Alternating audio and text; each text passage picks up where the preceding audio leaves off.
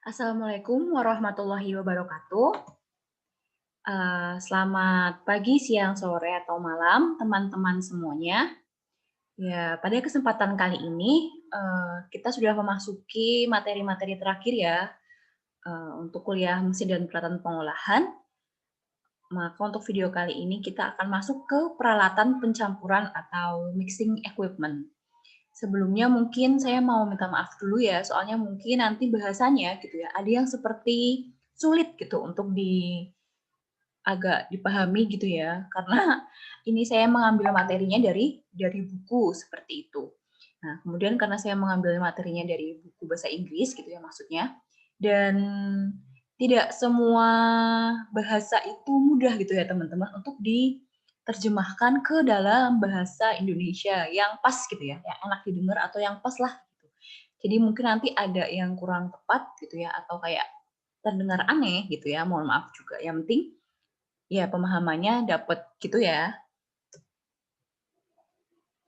Nah, oke. Sebenarnya kemarin-kemarin di materi-materi sebelumnya sudah sekilas membahas tentang, mixing mixing equipment atau pencampuran ini gitu ya. Cuman untuk lebih bisa meng-highlight atau menggarisbawahi atau menekankan tentang materi ini, oleh karena itu, ada materi khusus sendiri lagi gitu ya akhirnya untuk materi ini. Ya, oke. Yang pertama kita masuk ke tentang, definisi gitu ya.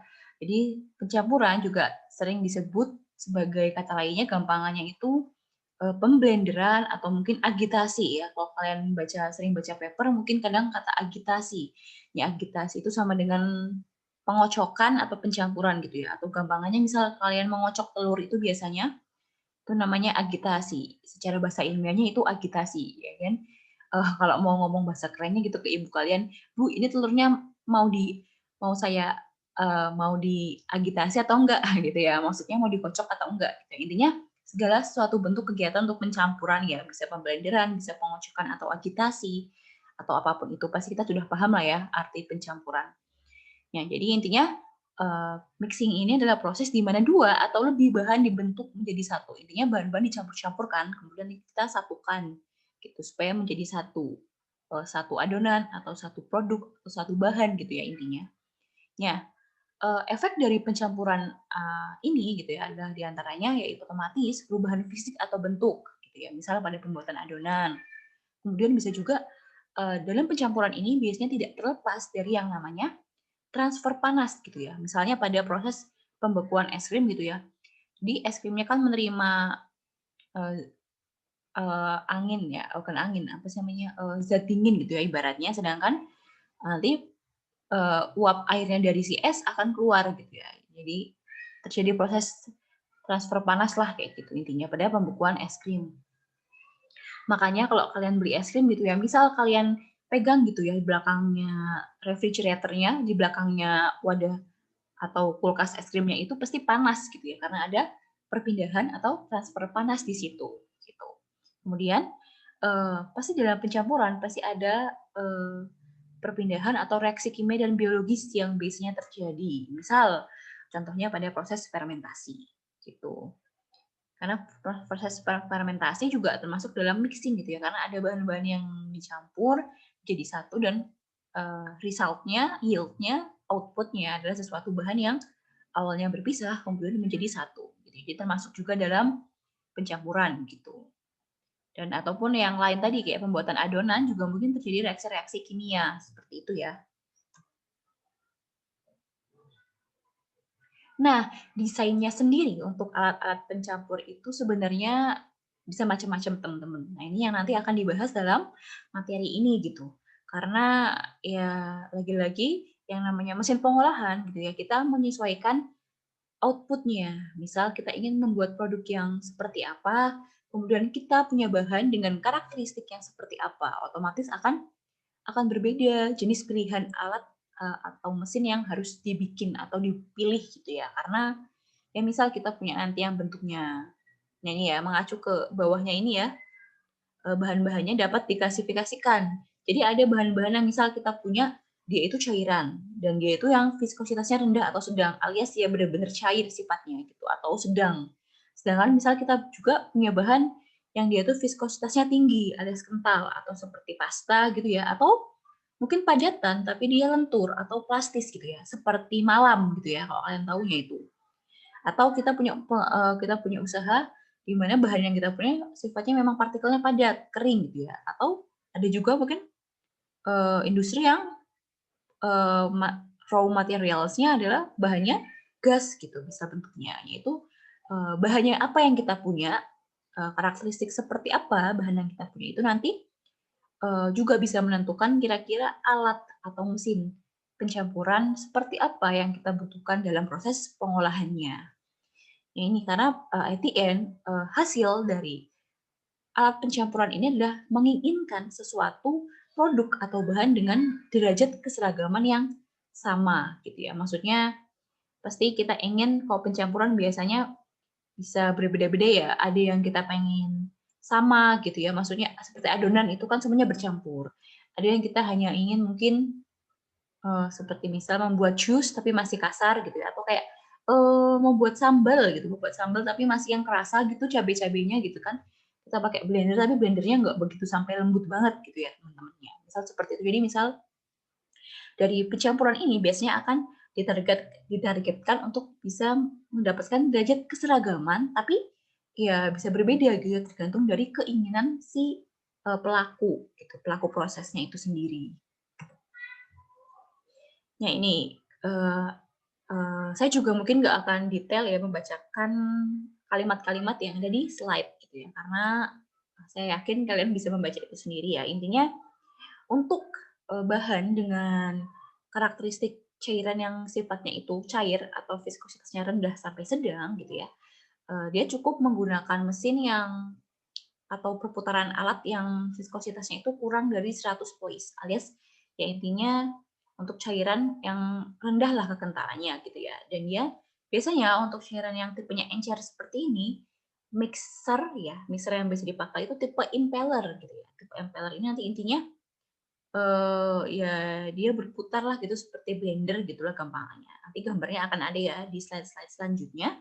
Ya, tipe dari impeller itu sendiri ya untuk bahan yang viskositasnya rendah atau sedang ini ada pedal mixer, ada turbine mixer, ada propeller mixer. Ya, seperti apakah mereka-mereka ini? Ya, mari kita lihat nanti di slide-slide berikutnya. Ini contoh aplikasinya ya, bisa untuk di air garam, di sirup, bisa untuk dicampur, ya intinya untuk ngejus lah gampangnya seperti itu, untuk mencampurkan sesuatu yang endingnya itu atau outputnya atau resultnya itu adalah kita pengen cairan dan pada bahan awalnya mungkin adalah sesuatu yang cair atau yang tidak sulit untuk dihancurkan seperti itu. Misal kayak membuat jus buah, ini khususnya misal jus buah tapi yang nggak keras-keras ya, misal teman-teman bukan kayak wortel, bukan kayak apa gitu ya, tapi kayak mungkin yang mudah hancur sifatnya, misal seperti jeruk, seperti apalagi ya anggur gitu ya, yang mudah hancur gitu ya untuk di blender. Nah, ini bisa masuk ke ini. Tipe-tipe mixernya nanti adalah tipe impeller seperti itu. Nah ini ya, kalau pedal mixer gitu ya, kecepatannya antara 20 sampai 150 RPM. Biasanya dia ini gampangnya simple pedal mixer gitu ya. Cuma pisau pipih terdiri dari 2 atau 4 dipasang pada poros yang berputar. Gampangannya apa ya, kayak blender yang kita punya di rumah gitu lah teman-teman. Itu biasanya pasti tipe pedal mixer gitu ya. Seperti ini gampangannya ya. Ada yang ini ya, jadi macamnya beda-beda ya. Hanya kok pedal mixer sebenarnya cuma gini, dia yang gerak di atasnya, ini bentuknya ada dua ya, ada yang seperti ini, nanti yang berotasi yang di atasnya ini, yang bawah yang gerak. Ada juga yang nanti ini semuanya berputar nih di sini. Ini nanti ini yang kerangka-kerangka ini yang saya tunjuk ini berputar. Oh ya, saya nggak tahu ya ini apakah saya berharap kursor saya ini kelihatan gitu ya, takutnya nggak gerak-gerak juga gitu di kalian ya. Semoga sih kelihatan sehingga kalian bisa melihat apa yang saya tunjuk gitu ya. Ya inilah, jadi tipenya juga macam-macam teman-teman ya. Ada yang tipenya flat, ada yang gate. Pokoknya intinya ya gampangnya kayak kayak blender yang nanti bergerak lah gitu ya ini. Jadi ada yang gampangannya gambarnya seperti ini. Semoga kalian bisa mencoba untuk membayangkannya gitu ya, memvisualisasikannya gitu. Dipikir-pikir kira-kira kalau gerak seperti apa gitu ya. Ini kalau yang flat ini yang gate, jadi nggak sekedar bentuknya kayak gini, tapi kayak gerbang ini dia berputar juga. Ada yang bentuknya begini, ada yang begini, dan dia berputar gitu ya. Jadi yang ini yang saya tunjukin dia yang berotasi gitu. Paham kan ya? Semoga bisa membayangkan ya teman-teman. Ini sama gitu ya. Untuk pengertiannya bisa kalian baca sendiri ya ini. Jadi intinya pedal mixer ini tapi kekurangannya gitu ya. Ini slide ini menjelaskan kekurangannya. Kadang kalau kalau tipe pedal mixer ini tuh kan jenis vortex ya yang kayak gini itu. Dia itu intinya mudah membuat bahan atau yang ya bahan yang sedang di blender itu ter ter apa ya, terkontaminasi, atau terkena udara lah gampangnya kayak gitu. Jadi untuk pembuatan bahan-bahan yang pembuatan produk-produk yang tidak ingin ada campuran udara misal, sebenarnya ini kurang baik gitu, karena pasti yang namanya pedal mixer atau vortex atau ya kayak blender biasa itu pasti biasanya akan mudah untuk berinteraksi dengan udara gitu ya. Ya ini ada yang bentuknya seperti ini, ada yang seperti ini, yang seperti ini gitu ya. Gitu. No vortex ini atau arusnya arahnya ke sini, ada yang membuat guncangan ke atasnya gitu ya. Ini biasanya kalau kalian nge-lab gitu ya, pernah pakai vortex kan, yaitu di tabung reaksi, kalian tutup atasnya, kemudian kalian taruh tabung reaksinya di vortex, nanti dia getar, pasti kan cairannya akan membentuk seperti ini ya, itu berarti bentuk arus gitu. Ini kalau misal karakteristik alat nanti yang misal dia nggak terbentuk arus, jadi cairan atasnya ini nggak berubah bentuk gitu ya, tidak terkesan akan tumpah atau ke atas terlalu tinggi gitu ya, seperti itu. Nah, jenis lainnya tadi selain pedal mixer ada turbine mixer. Jadi kalau tadi jenisnya cuman kayak gini, kayak segi 4 gitu ya, cuman bilah kayak gini. Oh, yang tadi kan saya bilang kayak blender ya, kayak blender itu maksudnya jenis gampangannya kalau kalian membayangkan untuk viskositas rendah atau sedang tuh yang mesinnya seperti itu. Tapi kalau pedal mixer sendiri ya intinya cuma seperti inilah gitu ya. Nah, tapi bentuknya macam-macam dia berputar. Kalau yang turbine mixer, dia begini nih blade-nya atau bilahnya berputar seperti ini. Ini seperti ini. Kadang tuh memang untuk alat mesin gitu ya, untuk kuliah mesin pengolahan seperti ini memang kalau kebanyakan teori gitu ya, saya jelaskan kata-kata juga mungkin kalian malah bingung gitu ya. Baca sendiri pun mungkin kadang malah lebih mudeng atau tetap bingung juga gitu ya. Jadi memang anaknya lihat video atau lihat langsung gitu ya ke industri atau ya lihat gambar kayak gitu. Dan pun kekurangannya selain karena pandemi gitu ya, kita nggak bisa kunjungan langsung ke industri, kadang juga tidak semua industri yang ingin kita datangi itu ternyata ya punya mesin-mesin yang lengkap gitu ya, yang bisa turut merepresentasikan apa yang materi ini ingin disampaikan. Maksudnya tidak ketika kita datang ke suatu industri, belum tentu mereka tuh punya alat-alat yang juga merepresentasikan apa yang ingin saya ajarkan di dalam materi gitu loh. Jadi memang enaknya ya kadang lihat gambar di PPT yang saya kasih atau kalian inisiatif searching sendiri ketika saya nggak ngasih link untuk video, misal gitu ya. Nah, ini bentuknya seperti inilah tadi. Ini kalau turbinnya, ini kan tadi kalau ini gampangannya, ini kalau dari atas seperti ininya, kalau diambil dari sudut horizontal gitu ya, maksudnya bukan dari atas, kan terlihatnya kayak gini kan, gitu. Hampir mirip kayak, tapi ini beda ya, bukan yang kayak pedal mixer. Kok pedal mixer kan cuma satu thread gitu ya. Nah, tapi kalau turbin tuh dia kayak blendernya ini, kayak kincir angin gitu lah intinya. Di banyak sisinya di sini. Cuma ini dari sudut samping, bukan dari atas ya, makanya terlihat kayak cuma satu. Ini intinya seperti ini, dia turbin mixer. Ya turbin dari kata turbin ya, kayak kincir gitu. Ya, kalau yang propeller mixer itu dia hampir sama teman-teman seperti turbin mixer. Cuman bedanya kalau ini kan agak tipis kecil gitu ya kincirnya, kayak kincirnya. Kalau ini kayak kipas angin lah gampangnya gitu, kayak kipas angin tapi dia muter untuk mencampurkan bahan gitu. Jadi bilahnya itu lebar gitu ya. Bilahnya kayak ya kayak gini, bilahnya itu lebar. Itu kalau propeller mixer gitu. Ya ini.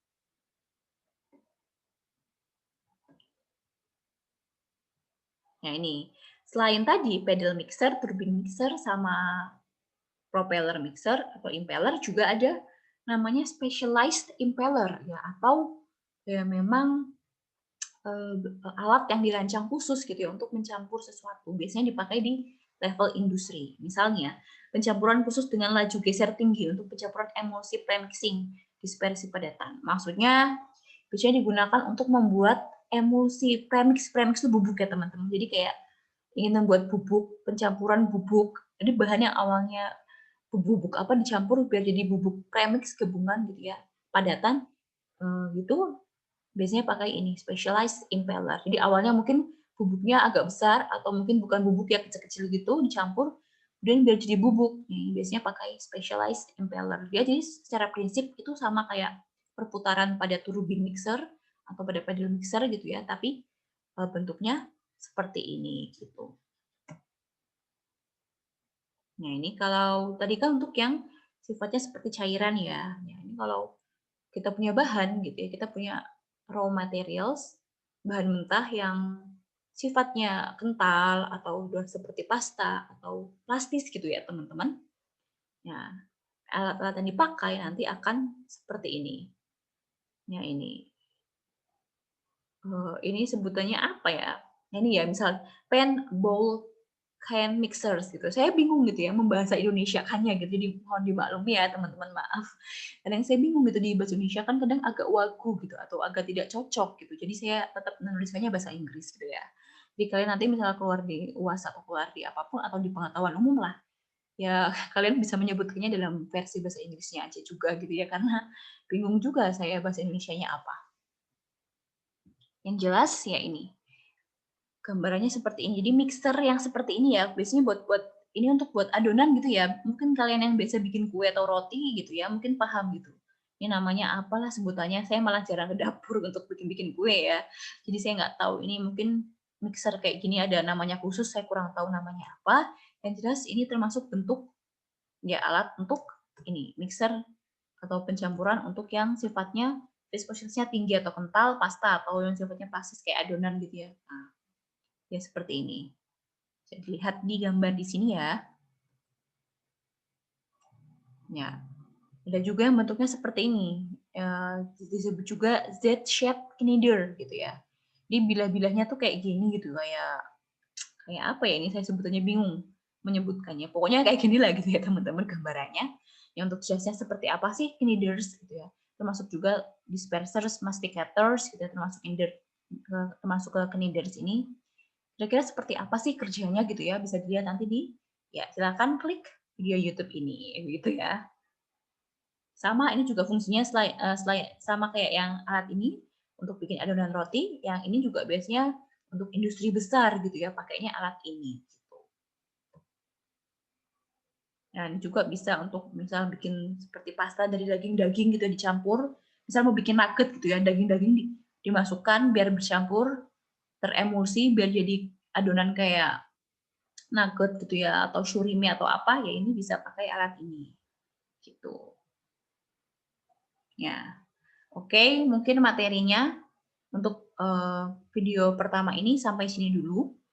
Jadi saya akan pisah gitu ya menjadi 2 video biar kalian nggak begitu pusing juga dengerinnya, nanti video lanjutannya pakai bahasa Inggris gitu ya. Maksudnya saya sulit menerjemahkan, jadi nanti saya akan tetap bacakan bahasa Inggris aja, cuman ya saya penjelasannya akan saya jelaskan dalam bahasa Indonesia, gitu ya. Oke, sekian untuk materi video yang pertama, semoga paham ya. Untuk lebih jelasnya jelas bisa lihat searching gambarnya, atau bisa searching di video yang juga di YouTube. Sekian untuk materi video pertama, terima kasih atas perhatiannya.